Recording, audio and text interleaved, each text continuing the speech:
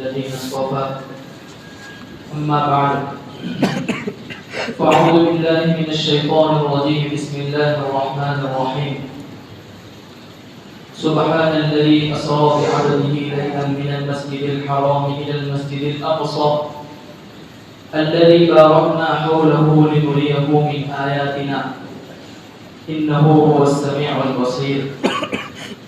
وقال تعالى في مقام آخر وما لكم لا تقاتلون في سبيل الله والمستضعفين من الرجال والنساء والولدان الذين يقولون ربنا أخرجنا من هذه القرية الظالم أهلها. صدق الله العظيم.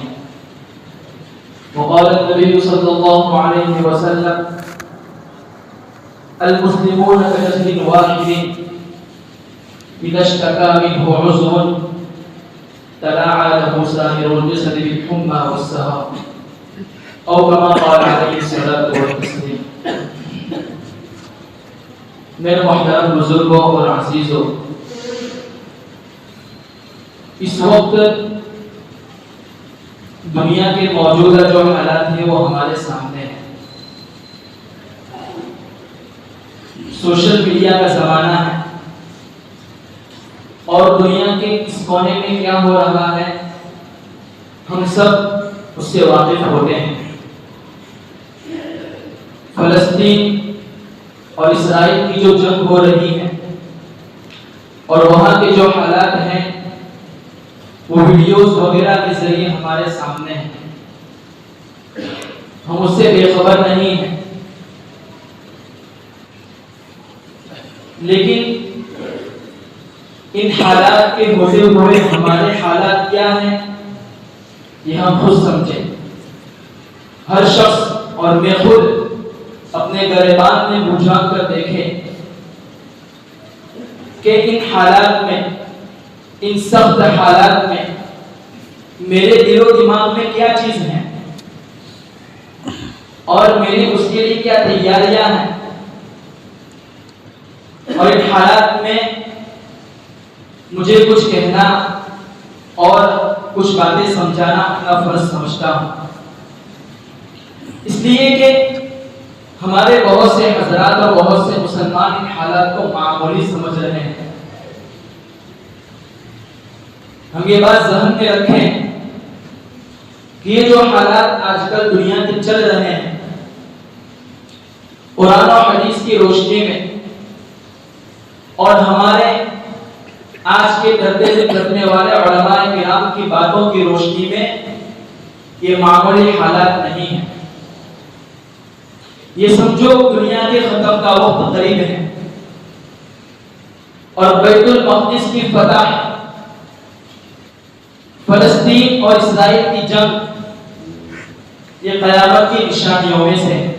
حضرت نبی کریم صلی اللہ علیہ وسلم نے قیامت کی جو اشراط اور علامات نشانیاں بتائی ہیں ان میں یہ علامت بتائی کہ بیت المقدس اسرائیل اور یہودیوں کے ہاتھوں میں جائے گا اور پھر مسلمان اس پر فتح پائے گا اور پھر قیامت واقع ہوگی. اور یہ فلسطین قرآن کریم میں اس کو بیت المقدس کہا گیا ہے. یا قوم ادخلوا الارض المقدسة التي كتب الله لكم. بنی اسرائیل سے اللہ رب العزت نے فرمایا تھا کہ تم زمین میں چلے جاؤ، مقدس زمین ہے، مقدس سرزمین ہے. اور ابھی جو خطبے میں آیت کریمہ تلاوت کی گئی الى المسجد الاقصى الذي باركنا حوله، یہ مبارک زمین ہے اور جو مبارکتن ہے کہ اس کے ارد گرد اللہ رب العزت نے برکتیں نازل فرمائی ہیں. انبیاء کرام کی سرزمین ہے اور ڈھیر سارے انبیاء کرام وہاں مدفون ہیں. اور یہ وہ سرزمین ہے جہاں سے حضرت نبی کریم صلی اللہ علیہ وسلم نے معراج کی ابتدا کی تھی. اور معراج پر اللہ رب العزت سے ملاقات کے لیے تشریف لے گئے تھے. اور اس وقت اس سرزمین میں، اس مسجد اقصی میں، بیت المقدس میں وہ عبادت ہوئی جو عبادت نہ اس سے پہلے کبھی ہوئی تھی، نہ اس کے بعد قیامت تک کبھی ہوگی۔ نہ مسجد حرام میں سے عبادت ہوئی، نہ مسجد نبوی میں سے عبادت ہوئی، اور وہ عبادت ہے حضرت امام الانبیاء صلی اللہ علیہ وسلم کا تمام انبیاء کرام کو امامت کروانا، نماز پڑھوانا۔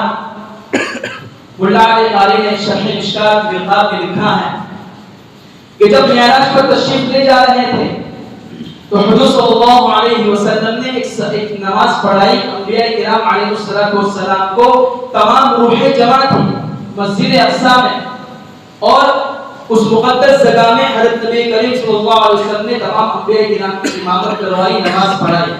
یہ صلاۃ خصوصیات ہے۔ اور اس کے بعد جب معراج سے واپس تشریف لائے، 2 مرتبہ نماز پڑھائی ہے۔ جب معراج سے واپس تشریف لائے اس وقت صلاۃ وداعیہ پڑھائی تمام انبیاء کرام کو۔ مرقات صحیح مشکات میں بات لکھی ہوئی۔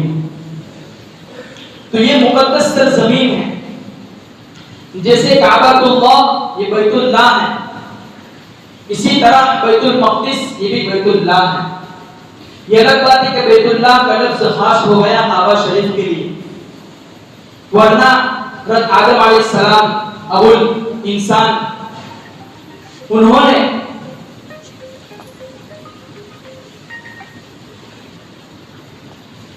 جیسے سب سے پہلے آدمی نے، سب سے پہلے نبی نے بیت اللہ تعمیر کیا ہے، اسی طرح انہوں نے مسجد اقصی اور بیت المقدس کو تعمیر کیا تھا، بنیاد رکھی تھی۔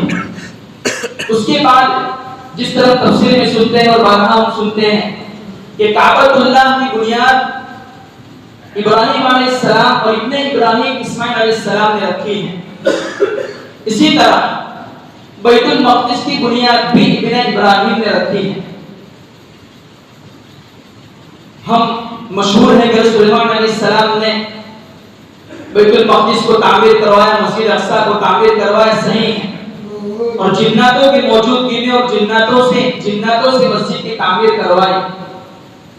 لیکن تاریخ اٹھا کر دیکھ لیں، ہمیں پتہ چلے گا یہ بات بھی صحیح ہے، اور حضرت اسحاق علیہ السلام، ابراہیم علیہ السلام کے بیٹے اسحاق علیہ السلام نے حضرت مسجد اقصی کی تعمیر کی ہے۔ یہ انبیاء کرام کا مقام ہے، انبیاء کرام کی سرزمین ہے۔ حضرت سلیمان علیہ السلام کا جو واقعہ اس نمل ہے وہ اسی جگہ پیش آیا تھا۔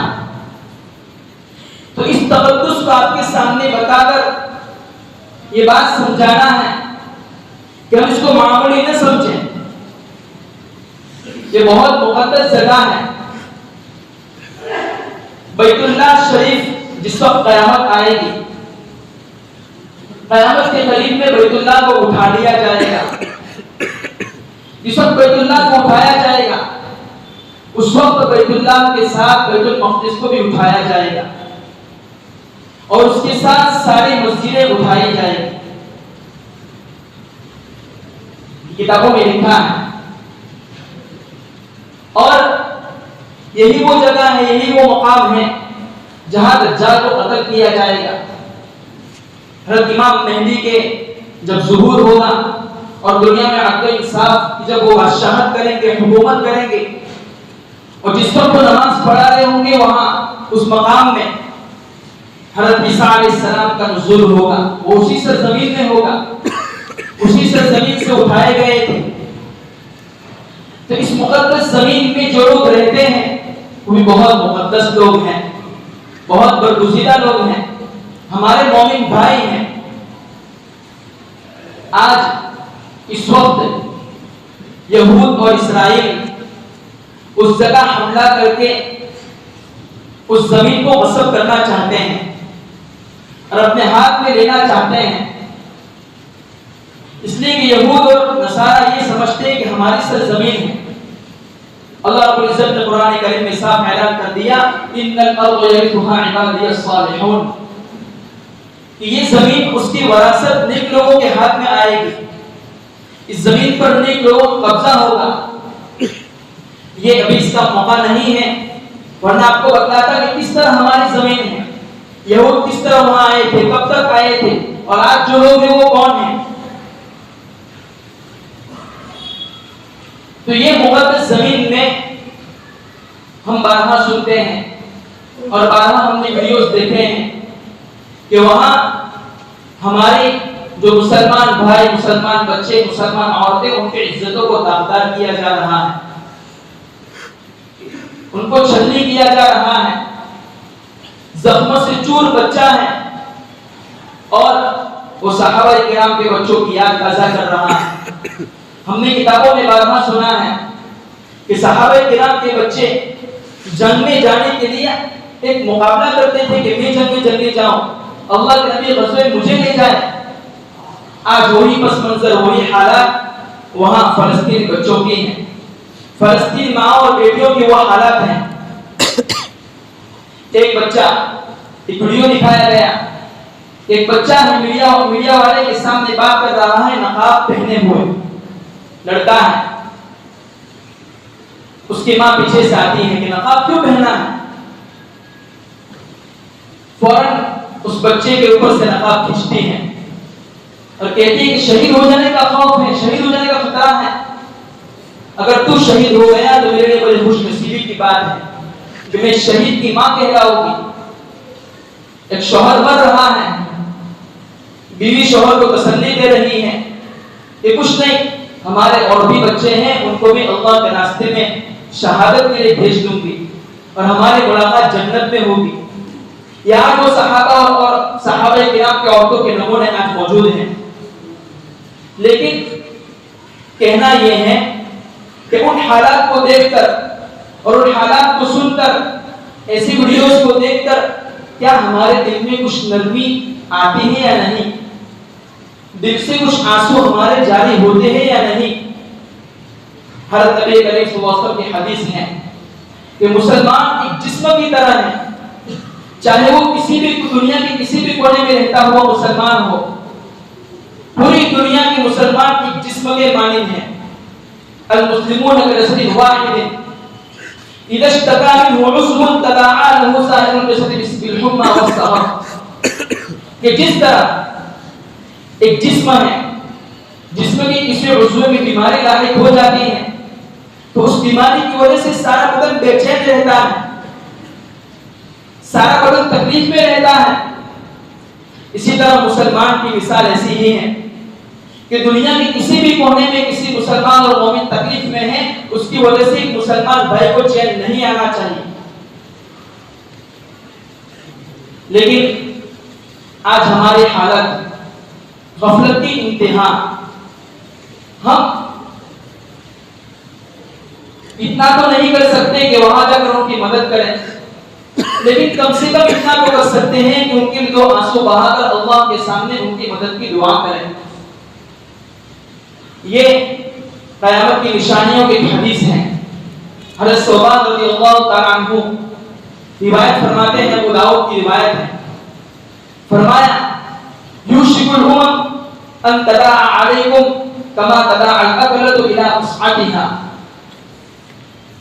کہ نبی کریم علیہ السلام نے فرمایا ایک زمانہ آئے گا، اس حدیث کو ہم آج کے اس زمانے پر ہماری حالات پر اس کو وہ کریں کہ بھائی فیل کریں کہ ہمارے حالات کیا ہے، حدیث میں کیا بات کہی جا رہی ہے۔